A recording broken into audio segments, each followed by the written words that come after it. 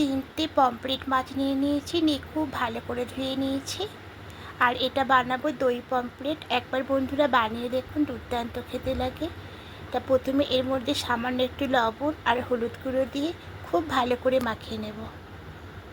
Mixture জারের মধ্যে একটা মশলা করে নেব। এখানে 2 চামচ পোস্ত দেব আর 1 চামচ দেব কালো সর্ষে দিয়ে প্রথমে একটু ঘুরিয়ে নেব। শুকনো পেস্টটা করা হয়ে গেছে। এবার এর মধ্যে কয়েকটা কাঁচা লঙ্কা দেব আর সামান্য একটু জল দিয়ে মিহি একটা পেস্ট করে নেব। মিহি পেস্টটা করা হয়ে গেছে। এবার একটা কড়াই বসিয়ে দিয়েছি। কড়াইয়ের মধ্যে বেশ কিছুটা সর্ষের তেল দেব আর তেলটা খুব ভালো করে গরম করে নেব।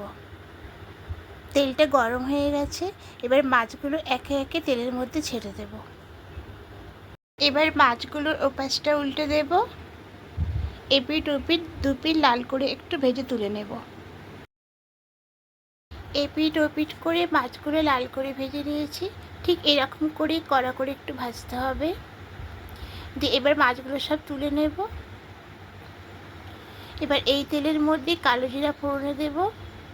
দিয়ে একটু নাড়াচাড়া করে যে মশলাটা পেস্ট করেছিলাম পোস্ত আর সর্ষে কাঁচা লঙ্কা দিয়ে ওই মশলা পেস্টটা এখানে দিয়ে দেব। এবার খুন্তি দিয়ে একটু নাড়াচাড়া করে নেব। তা এখানে 4 চামচ টক দই খুব ভালো করে ফেটিয়ে রেখেছিলাম, টক দইটা দিয়ে দেব। দিয়ে খুব ভালো করে মিশিয়ে নেব। পরিমাণ মতো লবণটা অ্যাড করব আর সামান্য একটু হলুদ গুঁড়ো দেব। দিয়ে সব কিছু খুব ভালো করে মিশিয়ে নেব। মাছটা থেকে তেল ছাড়তে শুরু করে দিয়েছে। ঠিক এই সময় থেকে সামান্য একটু মিষ্টি দেব।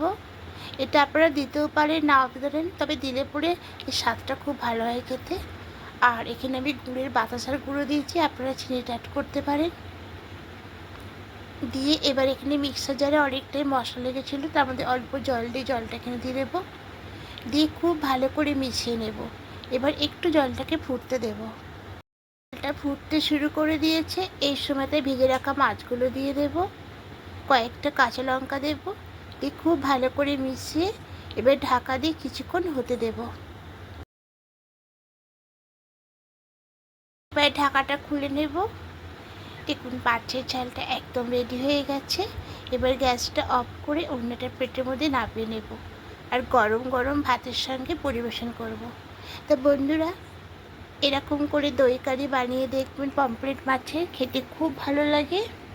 আর যদি আমার রেসিপিটি আপনাদের ভালো লেগে থাকে তাহলে অবশ্যই একটা লাইক করে দেবেন। আর যারা নতুন বন্ধুরা দেখছেন তাদের কাছে অনুরোধ রইল সাবস্ক্রাইব করে পাশে থাকার জন্য। আমিও আপনাদের পাশে থাকবো।